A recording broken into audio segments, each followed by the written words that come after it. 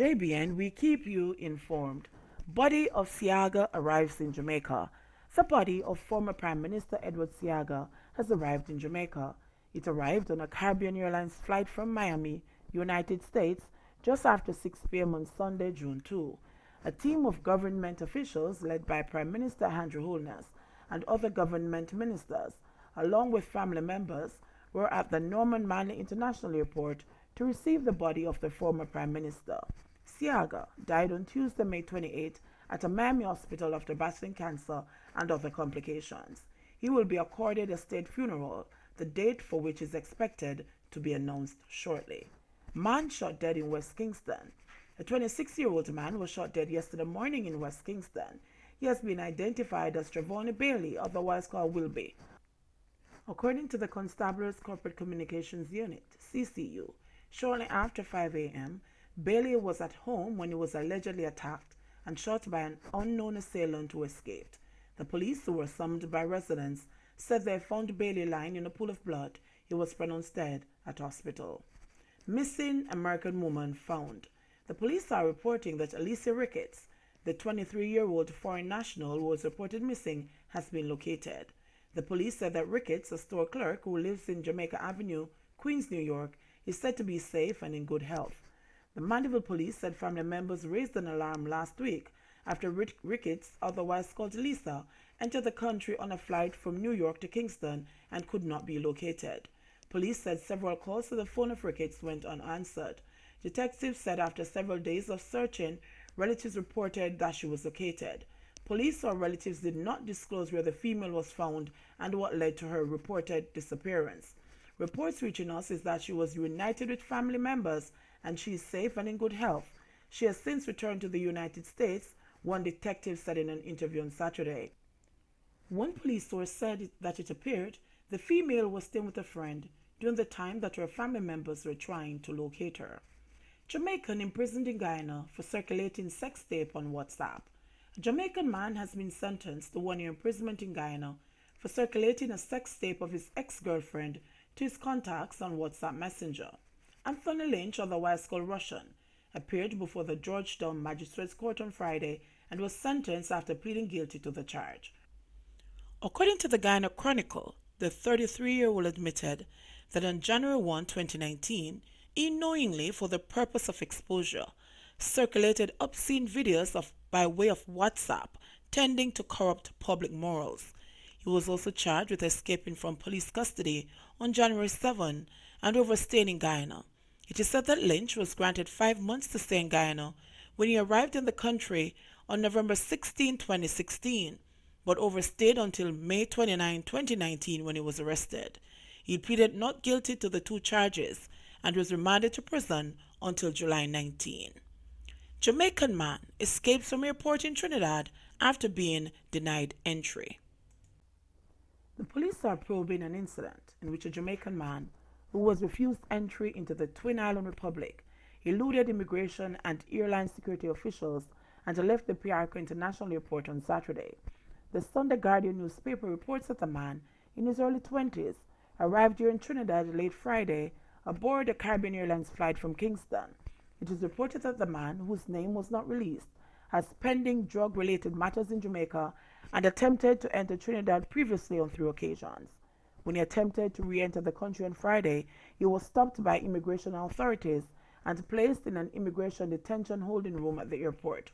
However, when immigration officers went to check on the man early Saturday, he could not be found.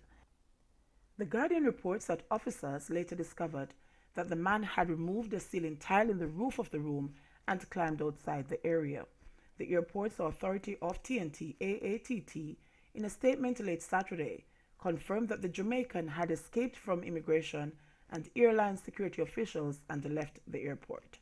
The authority advised that by law, people who were refused entry by the Immigration Division become the responsibility of the airline. The AATT said that it was not in a position to discuss security measures being put in place to prevent a recurrence of this situation. Bus driver accused of sending poisoned cake to school administrator offered bail. A school bus driver who is accused of using a student to deliver a cake containing poison to the vice principal of Montego Bay Community College, was offered bail last Friday when he appeared before the St. James Parish Court. Norval Bulgin, 56, is charged with soliciting murder. Bulgin, who is employed as a bus driver at the Montego Bay Community College, was charged last week following allegations that he was plotting to poison the vice principal, Carl Walters. It is alleged that on April 16, he offered to pay a student of the school $100,000 to deliver a cake containing weed killer to the vice principal. Bulgin reportedly told the student that the vice principal wanted to fire him. The student refused his request and posted a message to the vice principal on social media. The vice principal contacted the student and questioned her about the message. The police were called in and Bulgin arrested and charged.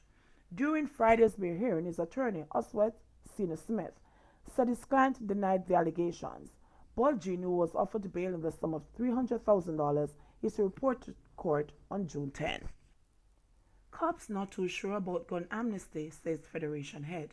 Newly elected chairman of the Jamaica Police Federation, Sergeant Patrick Rowe, says preliminary feedback from the organization's membership is that they are not in full support of a gun amnesty being mulled by the government. The Prime Minister has not given us any details on it as yet. We have not discussed it yet, but our preliminary assessment of it is that a number of our members believe that one of the valid considerations is that criminals who wish to extend their activities may very well give up old guns and use the proceeds from the amnesty to purchase new guns and ammunition, Sergeant Rowe said. I think that has to be a consideration in contemplating any amnesty, and I think that if that assessment is correct, it will expose our members to greater risk. Therefore, in our upcoming deliberation with the Prime Minister and High Command in respect to the matter, it will be one of the things put forward, Rowe said. Last Wednesday, Prime Minister Andrew Holness, in his address to the Police Federation's 76th Annual Joint Central Conference, disclosed that the government is now considering a gun amnesty. We are contemplating a gun amnesty, and I'd love to get what your thoughts are on whether or not we should have one. But it is something that we're thinking about. My personal view is that it could be effective if done in a particular way, but we have to make a stand against guns in our society, Holness said. However, he noted that there was still a trust deficit between Jamaicans and the police, even as the relationship is improving. The stand that we can first make is to win over the citizens to tell us where the guns are. The problem with that is that the citizens need to have the assurance that when they talk, they'll be protected. That has always been and still is the challenge. In recent times, we have given significant rewards leading to the recovery of firearms, and naturally, no one can say that the information they have given has been disclosed. I think we are doing much better in that regard, and I want to take that opportunity to appeal to the public to continue to give us information and to encourage the JCF to continue to protect the citizens who provide us with information, Holness said. The two-day conference was held at Moon Palace, Jamaica Grand Ocharias in St. Anne under the theme Overcoming Challenges, Rebuilding Bridges for a Sustainable Future. Following Thursday night's election, Sergeant Rowe replaced Corporal Arlene McBean as chairman of the organization. Speculation mounts as Bunting Turnstone PMP campaign director position. People's National Party PNP bigwigs lining up behind Peter Bunting for an anticipated challenge to Dr. Peter Phillips' reign as president of the party have flatly dismissed criticisms that the current leader should remain unobstructed. Bunting's allies pointed to Phillips' two failed attempts in 2006 and 2008 to replace former PNP president Portia Simpson Miller to lead the 81-year-old party. The defense comes as Bunting, the Central Manchester Member of Parliament, has rejected a deal pitched by Phillips for him to become the party's campaign director. If there's any challenge, I put it no stronger than that at this time. Neither him, Phillips, nor his supporters must complain that there could be a challenge. I don't want to hear that, because he did not only challenge once, but he challenged twice. And everybody knows how determined he was to take over the PMP from Sister P in those times. So I don't want to hear no complaining, as senior PMP MP close to Bunting, who did not want to be identified, said last Friday. Mr. Bunting has not made up his mind yet, but it is not to say that we won't, because there are many considerations, as you would imagine, the source added.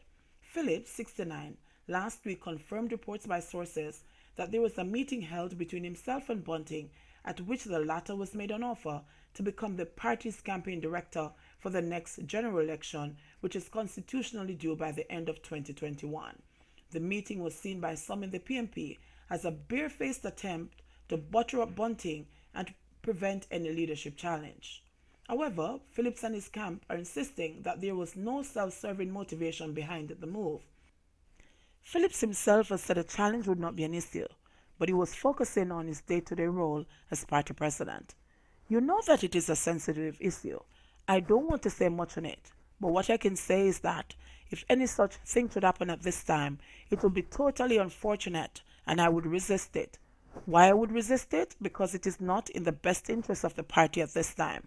Notwithstanding what the Constitution says, a Phillips supporter who did not want to be identified because of the sensitive position he holds within the PMP said yesterday. Phillips' current position, however, runs contrary to his stated position at an April National Executive Council meeting where he said he did not want to be looking over his shoulders as he fought the Jamaica Labour Party amid reports that influential party members were plotting to overthrow him. Bunting, in 2016, had previously emerged as a challenger for the PMP presidency. JBN, we keep you informed. Please remember to like, subscribe, share, leave us a comment, and click the notification bell to receive our daily news items.